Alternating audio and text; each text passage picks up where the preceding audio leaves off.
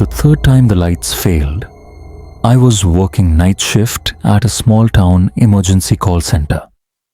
It was one of those buildings no one really pays attention to, wedged between an abandoned factory and a faded motel on the edge of town.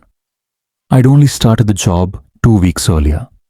My partner that night, Luis, had called in sick, leaving me alone for the 10 p.m. to 6 a.m. shift. Most nights were quiet, especially in winter. A few 911 misdials, an old lady with a false alarm about prowlers, sometimes a drunk driver sliding into a snowbank. But that night, there were no calls at all. Not one. The silence was the first clue. The second clue came at 1:03 a.m. That's when the overhead lights flickered and then died completely. The backup generator kicked in, briefly, then failed. I was plunged into pitch black. Even the red emergency lights didn't work. My monitor screens went dead. The radios, silent. My phone showed 2% battery. No signal. I stood in the dark room, surrounded by dead tech and windows that reflected only my flashlight beam. I tried to call the power company, but the landline had no tone. That's when I noticed something on the whiteboard near the call logs. Words that hadn't been there before. Written in what looked like charcoal, or maybe ash, "Don't answer." I stared at it, trying to convince myself I just missed it earlier. I hadn't.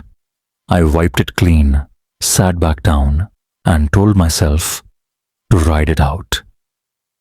I had a battery-powered lantern in the supply closet. As I walked toward it, I saw movement in the hall. Just a flicker, like someone ducking around the corner. I called out, thinking maybe Luis had shown up late. No answer. I reached the supply closet, opened it, and found the lantern smashed on the floor. Pieces everywhere. But that wasn't what made me freeze. It was the shape drawn on the wall. A symbol, circular, filled with sharp angles and patterns that seemed to shift as I stared at them. My eyes started watering. My head pounded. I shut the door, ran back to my desk. And that's when the first call came in. I didn't even hear the line ring, just picked up instinctively. 911. "What's your emergency?" I asked. Static, then breathing. Slow, heavy, wet, then a whisper. "You're not supposed to hear me yet." Click. The line went dead. I dropped the phone. My heart hammered in my throat. Then the second call came. Same line. I stared at it. It rang 6 times before I picked up. This time, it was a child's voice. "I can't find my mom. There's something in the hallway. It has her face." I tried to speak, couldn't. My throat felt tight. The call ended on its own. I checked the line history. No call records. Like they never happened. I turned to the main screen, now faintly glowing. A map of the town blinked once, then marked a red dot near my own location. Then another, until the entire screen was filled with pulsing red dots. Then it went dark. I stood, backed away. The windows were pitch black, but in the reflection I saw someone standing behind me. I turned. No one, just empty chairs, but the reflection still showed him. A man in a black coat. No face, no hands, just a blurred presence, motionless. I ran for the exit, tried the front door, locked. Same with the side door.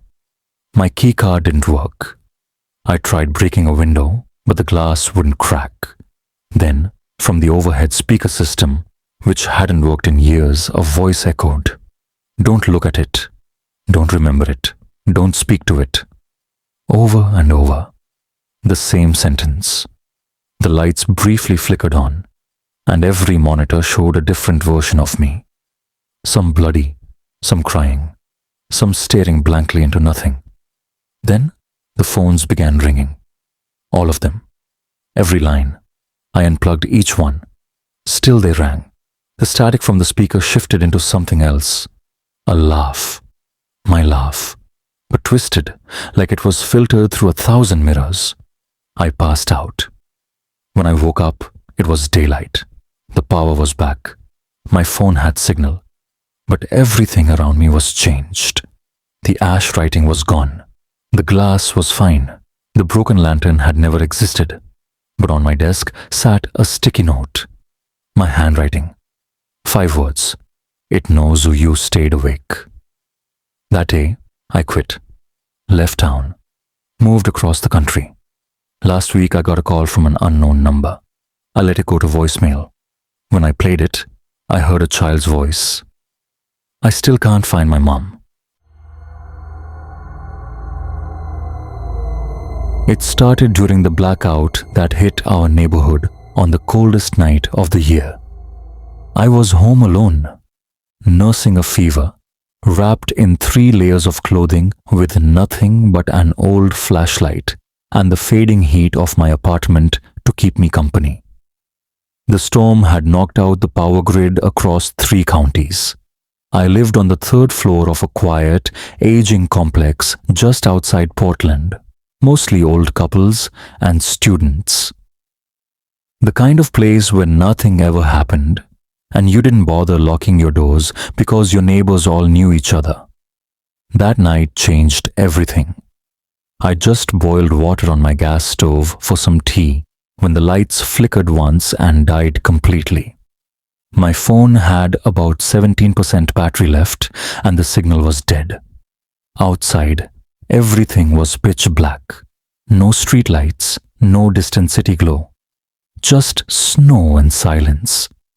I sat on my couch, flashlight pointed at the ceiling, trying to read. I remember the exact sentence I was on when I heard the knock.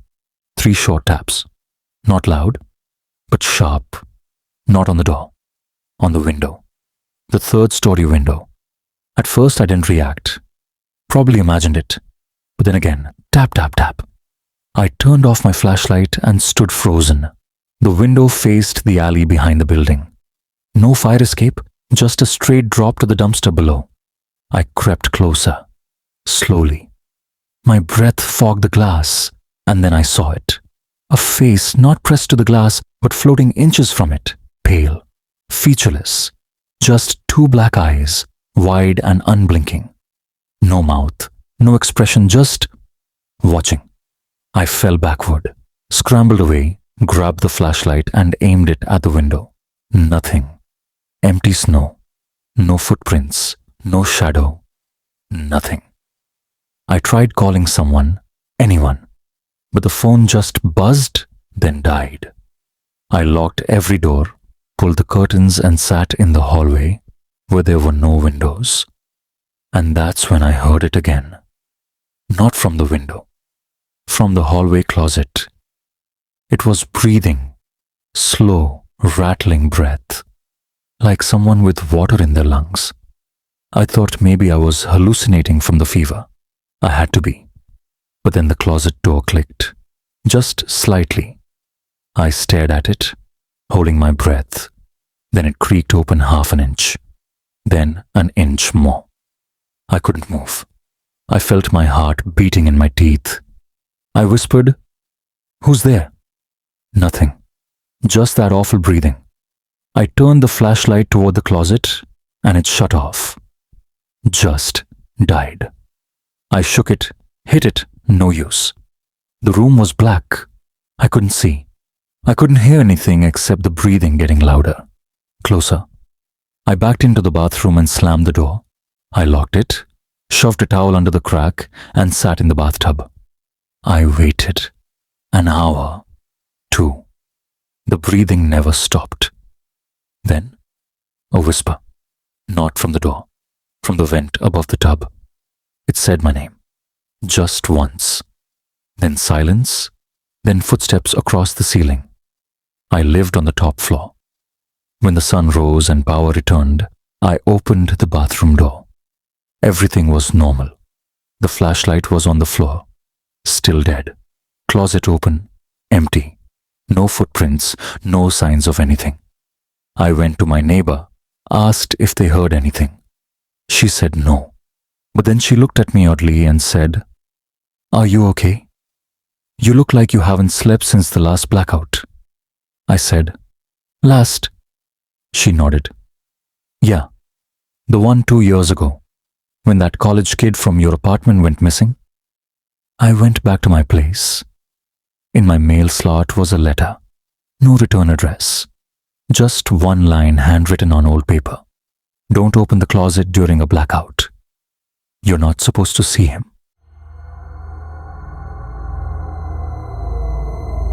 The second blackout happened while I was staying at my aunt's place in a small town outside Albany.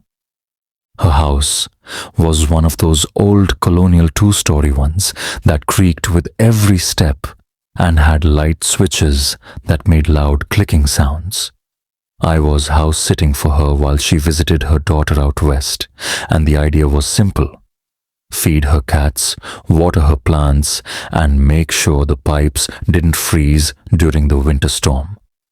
I'd brought my laptop, some frozen meals, and a few books to kill the time. She warned me that the power sometimes flickered during heavy snow, but I wasn't too worried. Until that night.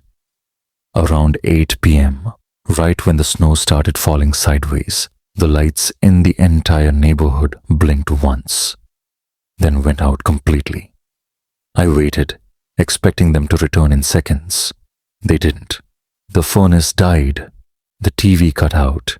The only light was the flickering of the candles I had lit earlier, more for mood than necessity. I checked my phone.